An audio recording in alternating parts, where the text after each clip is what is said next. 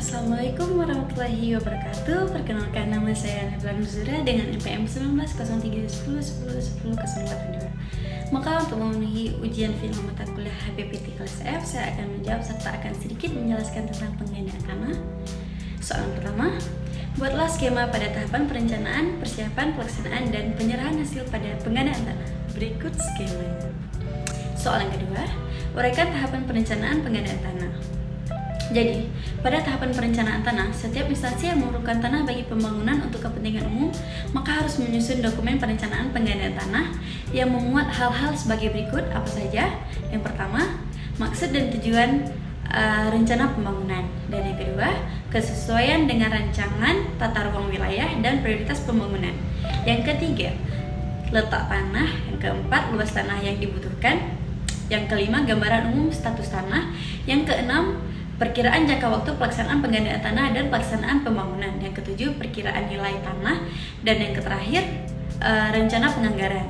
Dokumen perencanaan penggandaan tanah tersebut disusun berdasarkan studi kelayakan yang mencakup beberapa survei, diantaranya sosial ekonomi, kelayakan lokasi, analisis biaya, manfaat pembangunan bagi masyarakat dan wilayah, kemudian perkiraan harga tanah, kemudian dampak lingkungan dan dampak sosial yang mungkin akan timbul akibat penggandaan tanah tersebut.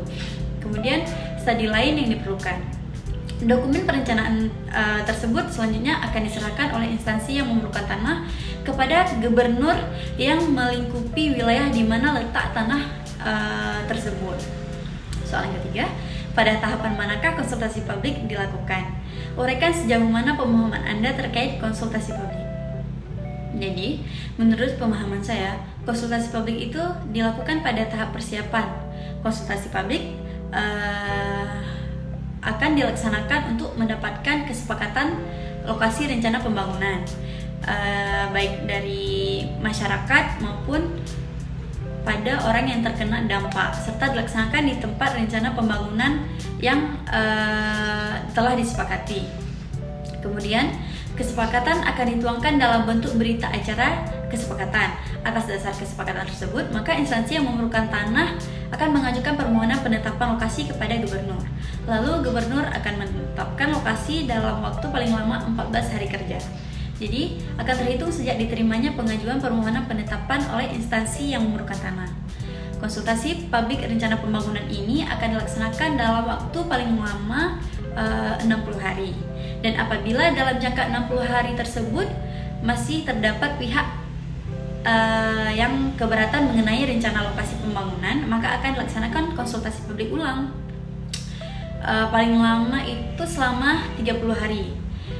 Kemudian kesepakatan atas lokasi rencana pembangunan dan konsultasi publik ulang tersebut akan dituangkan dalam berita acara kesepakatan konsultasi publik ulang.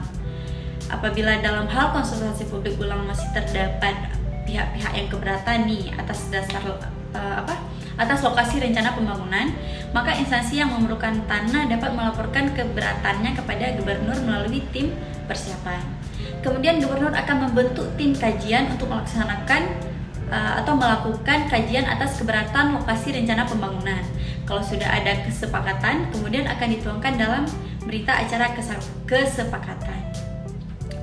Namun jika masih ada yang keberatan nih, maka akan diajukan ke pengadilan negeri. Kemudian akan banding ke tingkat Mahkamah Agung. Jika putusannya sudah ingkrah, maka akan dititipkan pada pengadilan. Kemudian soal yang keempat, dalam hal apa sajakah ganti rugi dititipkan di pengadilan negeri? Jadi, ganti rugi dititipkan di pengadilan negeri dalam bentuk sebagai berikut, yaitu yang pertama, pihak yang berhak menolak bentuk atau besarnya ganti kerugian berdasarkan hasil dari musyawarah dan tidak mengajukan keberatannya ke pengadilan negeri. Yang kedua, pihak yang berhak menolak besarnya ganti kerugian berdasarkan putusan pengadilan negeri atau Mahkamah Agung yang berkekuatan hukum tetap. Kemudian yang ketiga, pihak yang berhak tidak diketahui dan atau pihak yang berhak tidak diketahui keberadaannya. Yang keempat, objek pengadaan tanah yang akan diberikan ganti kerugian, diantaranya yang pertama sedang menjadi objek perkara di pengadilan, yang kedua masih dipersengketakan kepemilikannya, yang ketiga diletakkan sita oleh pejabat yang berwenang, yang keempat menjadi jaminan di bank.